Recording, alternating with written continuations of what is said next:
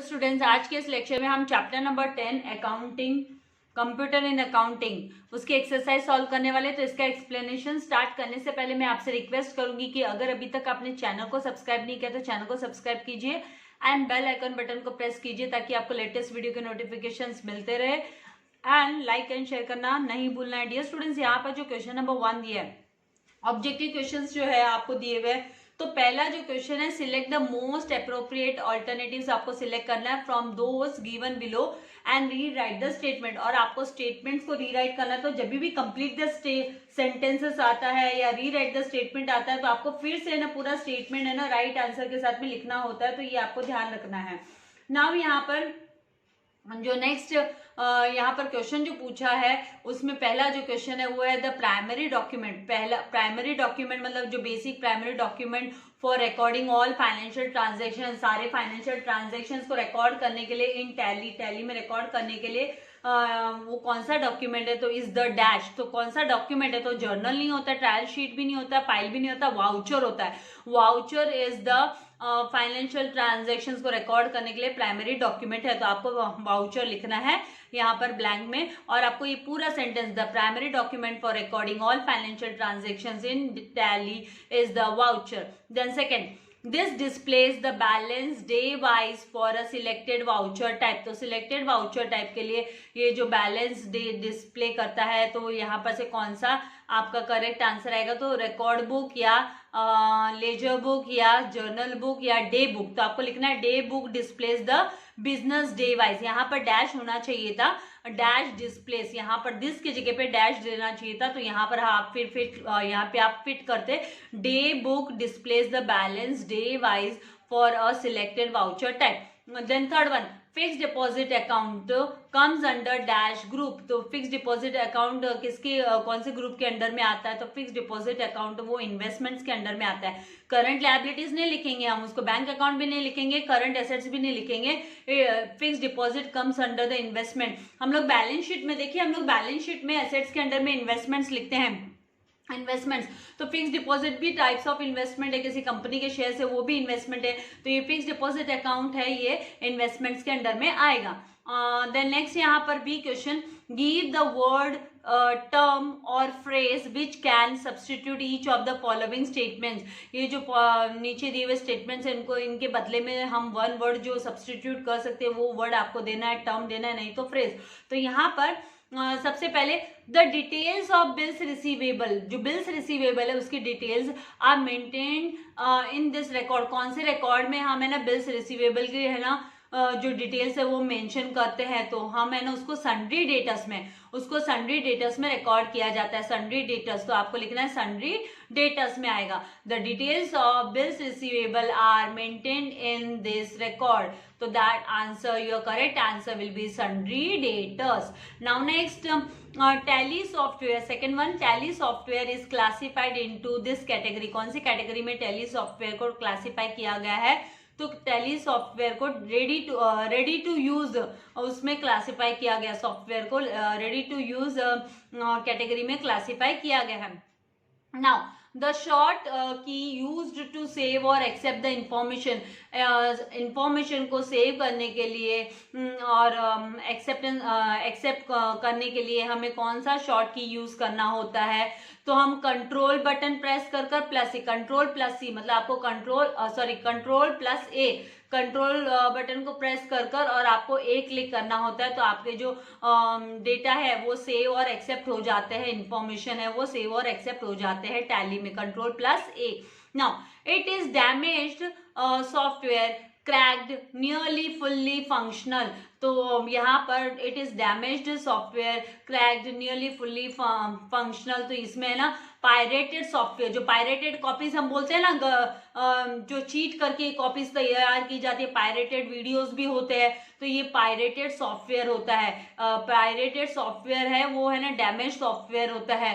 Cracked one होता है जो कि नियरली फुल्ली फंक्शन काम करता है, लेकिन पायरेटेड सॉफ्टवेयर यहाँ पर हमको इसको सही टर्म लिखना है। Then the process by which all the calculation, सारे के सारे calculation automatically done, automatically complete हो जाते हैं बाय अकाउंटिंग सॉफ्टवेयर। तो यहाँ पर बाय द अकाउंटिंग सॉफ्टवेयर, तो यहाँ पर ऑटोमेशन जो ऑटोमेटिकली सारे कैलकुलेशंस हो जाते हैं, तो उसको ऑटोमेशन, हमको जो प्रोसेस है उसको हम ऑटोमेशन प्रोसेस बोलते हैं। The process by which all the calculations are automatically done by the accounting software, that is automation. Now next यहाँ पर ये जो क्वेश्चन नंबर सी है, state whether the following statements are true और false with reasons. तो इसको with reasons है, तो इसका भी पूरा एक्सप्लेनेशन मैं आप लोगों को दे देती हूँ। सो द फर्स्ट क्वेश्चन है कि alter plus D are the short key for delete voucher entry. Voucher entry को अगर हमें डिलीट करना है तो हम है ना, और ALT आपको जो इस पे ALT दिखाई देता है, तो ALT प्लस आपको, इसका मतलब ऑल्टर प्लस आपको D को प्रेस करना होता है, आपको D को प्रेस करना होता है। ये शॉर्ट की है डिलीट करने के लिए वाउचर एंट्री को। तो ये स्टेटमेंट ट्रू है या फॉल्स है, तो अबव स्टेटमेंट इज ट्रू, तो ये सही स्टेटमेंट है। तो इसके लिए जस्ट आपको रीजन में लिखना है कि alter plus D helps to, ALT means alter plus D helps to delete a voucher in Tally. Tally में वाउचर को डिलीट करने के लिए यूज किया जाता है। देन सेकेंड क्वेश्चन यहाँ पर, इन टैली F6 फंक्शंस की is for payment voucher. Payment voucher के लिए हम F6 फंक्शन की यूज करते हैं। हमने देखा है फंक्शन कीज भी होते हैं, तो फंक्शन कीज में से जो F6 है वो हमको यहाँ पर यूज करना होता है, फंक्शंस F6। तो यहाँ पर ये पेमेंट वाउचर के लिए फंक्शन की नंबर 6 होता है क्या, तो ये गलत है। इसके लिए जो होता है वो फंक्शन की नंबर 5 होता है, पेमेंट वाउचर के लिए नंबर 5, फंक्शन नंबर 5। तो यहाँ पर अबव स्टेटमेंट इज फॉल्स कर हमको लिखना है। फिर जो राइट आंसर है वो हम रिजल्ट में लिखेंगे कि इन टैली F5 फंक्शन की is for payment voucher. Payment voucher के लिए F5 फंक्शन की है, एंड F6 फंक्शन की इज फॉर रिसिप्ट वाउचर, और रिसिप्ट वाउचर के लिए F6 है।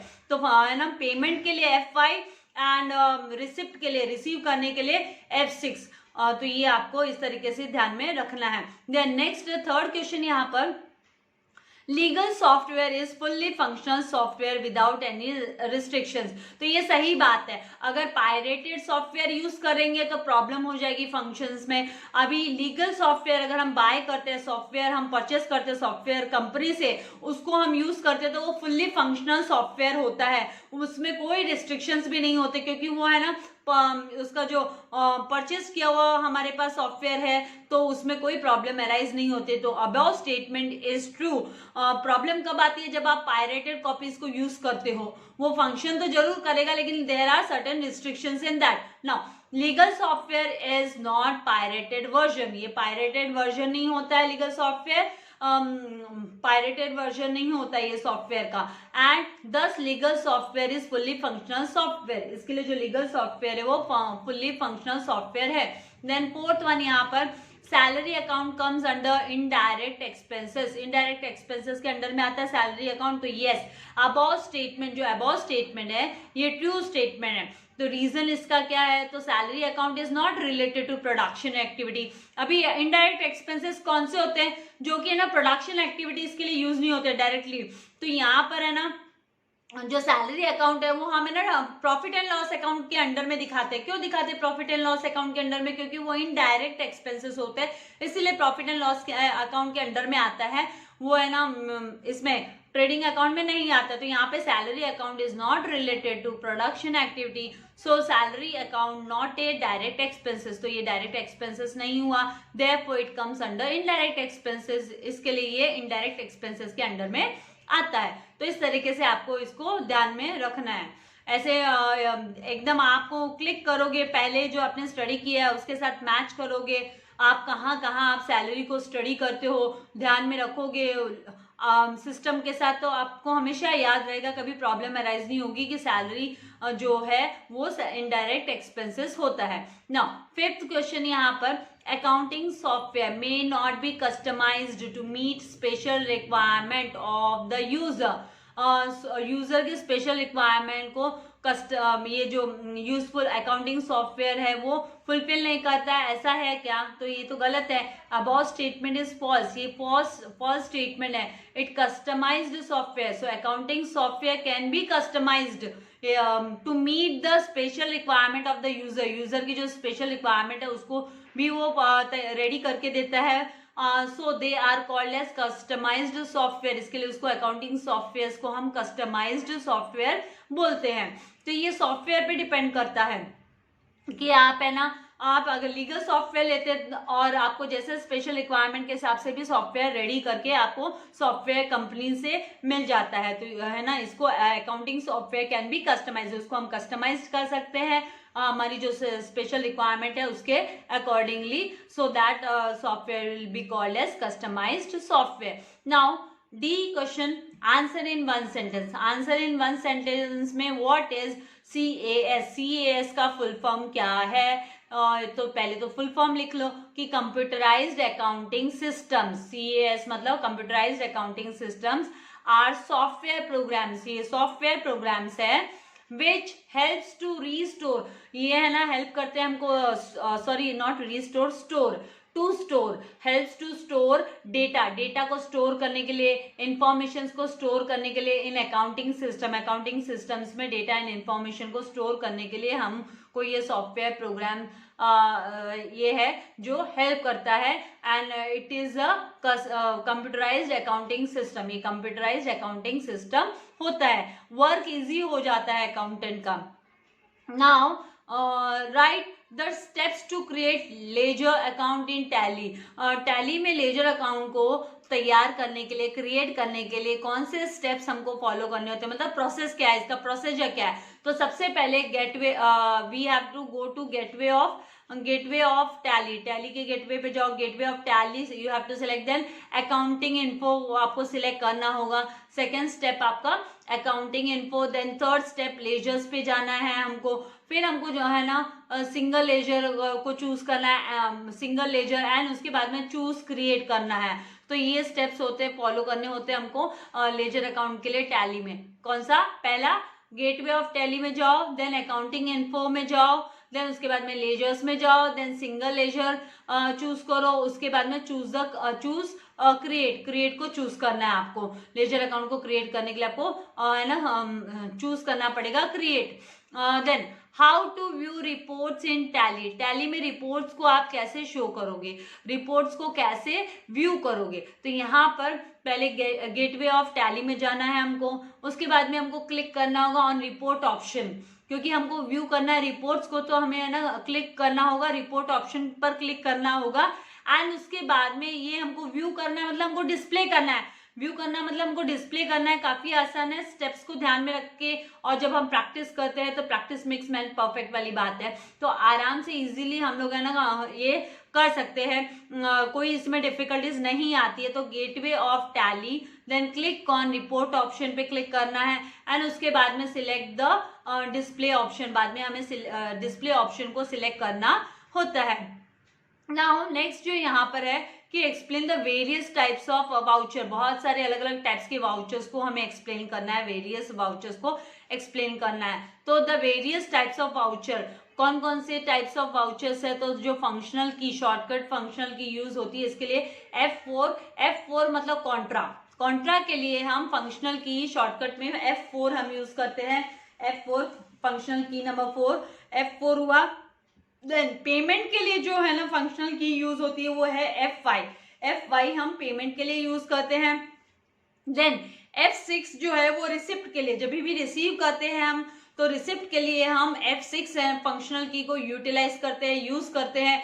देन F7 जो है वो हम जर्नल के लिए यूज करते हैं, F7 is use for journal, and F8 is use for sales, sales के लिए हम फंक्शनल की 8 हम यूज करते हैं, फंक्शनल की 8 हम यूज करते हैं। देन उसके बाद में यहाँ पर परचेसेस के लिए कौन सी फंक्शनल की यूज होती है? तो परचेसेस के लिए हमको F9 यूज होती है। तो एक बार फिर से इनको रिपीट करते हैं, टाइप्स ऑफ जो वाउचर्स है, there are various types of vouchers, and जिसमें कि है ना फंक्शनल की जो F4 है, F4 है वो कॉन्ट्रा के लिए यूज होती है, देन F5 की है वो पेमेंट के लिए यूज होती है, देन F6 जो की है वो रिसिप्ट के लिए यूज होती है, F7 है वो जर्नल के लिए यूज होती है, F8 है वो सेल्स के लिए यूज होती है, एंड F9 जो है वो परचेसेस के लिए यूज होती है। तो इस तरीके से हमको है ना ये वेरियस टाइप्स ऑफ वाउचर्स के हमको अलॉन्ग विद द फंक्शनल की लिखना है। Then write the steps to create a company create करने के लिए हमें जो स्टेप्स फॉलो करना है वो कौन सा स्टेप्स होगा। तो आफ्टर एंटरिंग हमें ना एंटर करना होगा after entering into accounting software tally. Accounting software tally में एंटर करने के बाद में हमको डबल क्लिक करना होता है ऑन द ऑप्शन पे डबल क्लिक करना होता है, create company under the company information में कंपनी क्रिएट करने के लिए, and fill the detailed information in the company creation form. और जो कंपनी क्रिएशन फॉर्म है उसमें सारे डिटेल्स हमको फिल करनी होती है। तो इसके लिए जो स्टेप है गेटवे ऑफ टैली में जाओ, फिर click to the company information, company info, and then आपको क्रिएट कंपनी। तो इस तरीके से आपको स्टेप्स फॉलो करने होते हैं। क्रिएट कंपनी ऑप्शन को आपको सिलेक्ट करना होता है। तो आई होप आपको ये जो एक्सरसाइज है वो समझ में आ गई है। तो इसके साथ ये 10th चैप्टर की एक्सरसाइज मैंने आप लोगों को दे दी, क्योंकि ज़्यादा करके इसमें से जो है आपको ऑब्जेक्टिव काइंड वगैरह की आप क्वेश्चंस को लिखोगे तो 8 मार्क्स का ये चैप्टर से पूछा जाता है। और इसके साथ में आपको ऑप्शन भी दिया हुआ है, चैप्टर का ऑप्शन भी है। ये चैप्टर जो है आपका डेथ ऑफ अ पार्टनर के साथ, ये not death of a partner, issue of shares के साथ में ये आपका ऑप्शनल चैप्टर है कंप्यूटर इन अकाउंटिंग। मैंने ये ना इश्यू ऑफ शेयर्स के भी है ना आप लोगों के लिए सारे illustrations problem as well as है ना प्रैक्टिकल प्रॉब्लम्स के मैंने है ना वीडियो लेक्चर्स अपलोड कर दिए हैं। तो आपको है ना ज़्यादा से ज़्यादा प्रैक्टिस करनी है, अभी ज़्यादा समय बचा नहीं है। रेगुलरली आप लोगों को अकाउंट्स है ना सॉल्व करते रहना है। चैनल को सब्सक्राइब नहीं किया तो सब्सक्राइब कर जल्दी से बेल आइकन बटन को प्रेस करना है, क्योंकि इसके लिए आपको कोई पेमेंट नहीं करना है। It is a free of cost for you all, and like and share करना नहीं भूलना है। Thank you very much. God bless you all dear students.